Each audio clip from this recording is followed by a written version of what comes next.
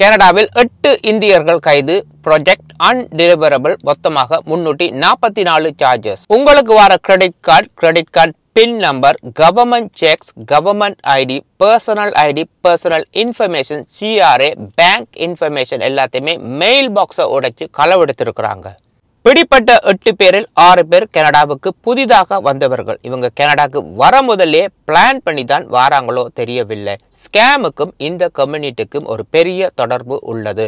இங்கு ஸ்டூடெண்ட் விசாவில் வந்தவர்களில் பாதி பேர் ஃபேக் ஐடியை யூஸ் பண்ணி தான் வந்திருக்கிறாங்க. இது ஒன்றும் அவர்களுக்கு புதிதல்ல. இப்போ ஒரு நாட்டில் ஒரு ஸ்போர்ட்ஸ் நடக்குதோ, ஒரு ஈவெண்ட் நடக்குது, அந்த நாடு வெற்றி பெறும் பொழுது அந்த முழு நாடுமே அதை செலிப்ரேட் பண்ணுறாங்க. ஒரு ஃபெஸ்டிவல் வரும் பொழுது செலிப்ரேட் பண்ணுறாங்க. இந்த மாதிரி கிரைம் ஸ்கேம் நடக்கும் பொழுது இது நாளாக பிரிகிறாங்க. இது நாங்கள் இல்லை இவங்க தான்.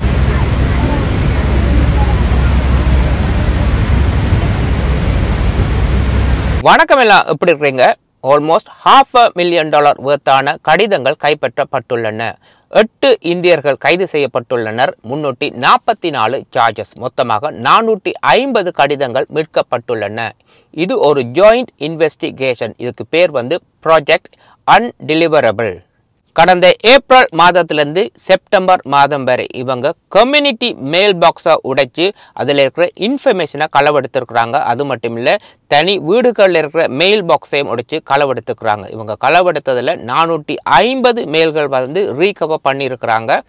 அதில் credit card pin number, government ID, personal ID, driving licence, gift card, மக்களுடைய பர்சனல் இன்ஃபர்மேஷனை இவங்க திருடி இருக்கிறாங்க. இவங்களுக்கு வேலை மெயில் பாக்ஸை உடைக்கிறது. பப்ளிக் போலீஸ்ட்டை ரிப்போர்ட் பண்ணுவாங்க. அவங்களாலே ஒன்றும் செய்ய முடியாது. கனடா போஸ்ட் என்ன செய்யும், இன்னும் ஒரு லாக்கை சேஞ்ச் பண்ணிட்டு போவாங்க. மறுபடியும் இவங்க இந்த மெயில் பாக்ஸை உடைச்சே ஆக வேண்டும். ஒரு கிழமை கிரெடிட் கார்டு வந்தால் அடுத்த கிழமை தான் கிரெடிட் கார்டை பின் நம்பர் வரும். ஸோ இதில் அதிகமான பொதுமக்கள் பாதிக்கப்பட்டுள்ளார்கள். நிறைய பேர் டாக்டர் அப்பாயின்மெண்ட்டை மிஸ் பண்ணியிருக்கிறாங்க. கவர்மெண்ட் அப்பாயின்மெண்ட், சர்ஜரி டேட்ஸை கூட மிஸ் பண்ணியிருக்கிறாங்க. இதில் கனடா போஸ்ட்டும் பீல் ஹால்டன் போலீஸும் சேர்ந்து நடத்தின இன்வெஸ்டிகேஷன் தான் இது.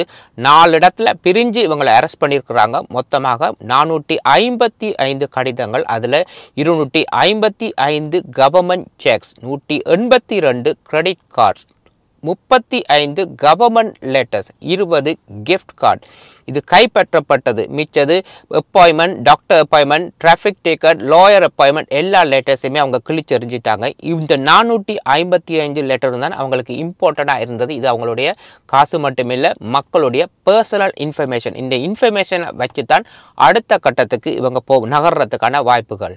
இந்த பர்சனல் இன்ஃபர்மேஷனை வச்சு இவங்க என்ன செய்வாங்கன்னு சொன்னால், இந்த கிரெடிட் கார்டு எல்லாம் வச்சு புது கிரெடிட் கார்டு பேங்க்கில் லோன்ஸுக்கு எல்லாம் அப்ளை பண்ணுவாங்க. ஒரு சில வீடுகளுக்கு இங்கே ஃபோன் பண்ணி மிரட்டி இருக்கிறாங்க. உங்களோட சிஆர்ஐயில் நீங்கள் இவ்வளோ காசு பே பண்ணியிருக்கு, இவ்வளோ பே பண்ணாட்டி இவ்வளோ டேக்ஸ் அறவிடப்படும் சொல்ல மிரட்டி காசு கூட பறிச்சிருக்கிறாங்க.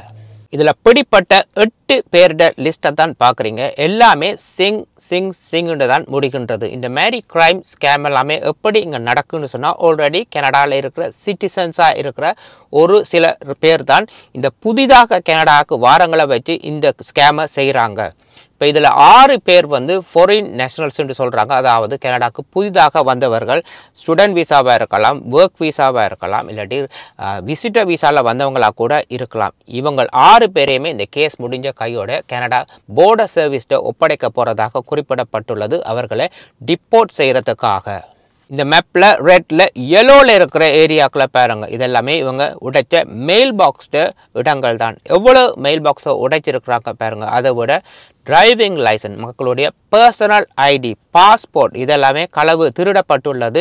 இந்த பர்சனல் இன்ஃபர்மேஷன் எல்லாமே இப்போ ஆல்ரெடி வேறு நாடுகளுக்கோ வேறு நபர்களுக்கோ ஷேர் பண்ணியிருக்கிறதுக்கான வாய்ப்பு இருக்குது. அதை விட கிரெடிட் கார்டுகளை பாருங்க. இந்த மாதிரி கிரைம் ஸ்கேம் எல்லாமே ஒரு சில இந்தியர்களுக்கு புதிதல்ல. இன்றைக்கு ஒரு ஒர்க் விசாவை எடுத்து பாருங்க, ஸ்டூடெண்ட் விசாவை எடுத்து பாருங்க, எல்லாமே ஃபேக் டாக்குமெண்ட் மூலமாக தான் கனடாக்கே வராங்க. இப்போ இதனால் கனேடிய மக்கள் எதிர்நோக்கும் பிரச்சனைகளை பார்ப்போம்.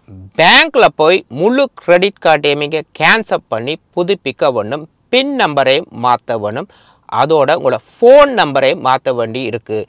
இந்த டாக்குமெண்ட்டை வச்சு இவங்க யாருக்கு தெரியும் நாளைக்கு வந்து லைன் ஆஃப் கிரெடிட் அப்ளை பண்ணலாம், இல்லாட்டி பர்சனல் லோனை அப்ளை பண்ணி கூட உங்களுக்கு தெரியாமல் வெளியில் எடுக்கலாம். சிஆர்ஐக்கு இன்ஃபார்ம் பண்ண வேண்டும் உங்களுடைய பர்சனல் டேக்ஸ் இன்ஃபர்மேஷன் செக்ஸ் எல்லாமே திருடப்பட்டுள்ளது என்று. இதை விட நீங்கள் ஃபோன் நம்பரை மாத்திரதான் நிறைய பேருக்கு இங்கே விருப்பம் இல்லை, வேறு சாய்ஸ் இல்லை.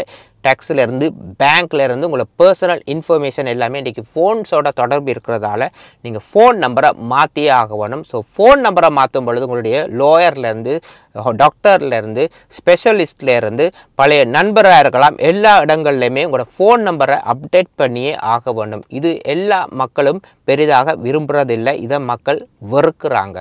எப்பொழுதும் ஒரு கிரைம் ஒரு ஸ்கேம் வந்து 1லேருந்து 10 பேரை தான் பாதிக்கும். ஆனால் இந்த மாதிரி ஸ்கேம் வந்து ஆயிரக்கணக்கான சாதாரண மக்களுடைய, அதாவது கனேடிய மக்களுடைய வாழ்க்கையை பாதிக்கின்றது.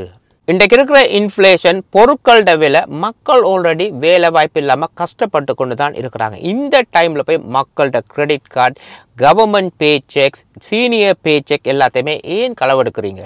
நாட்டில் ஒரு ஸ்போர்ட்ஸ் நடக்குதோ, ஒரு ஈவெண்ட் நடக்குது, அந்த நாடு வெற்றி பெறும் பொழுது அந்த முழு நாடுமே அதை வந்து செலிப்ரேட் பண்ணுறாங்க. ஒரு ஃபெஸ்டிவல் என்று வரும் பொழுது செலிப்ரேட் பண்ணுறாங்க. இந்த மாதிரி கிரைம் ஸ்கேம் நடக்கும் பொழுது இது நாளாக பிரிகிறாங்க. இது நாங்கள் இல்லை இவங்க தான் செய்கிறாங்க, இதுக்கும் எங்களுக்கும் சம்பந்தம் இல்லைன்ட்டு. அது ஏன்னுட்டு தான் இன்னும் தெரியவில்லை.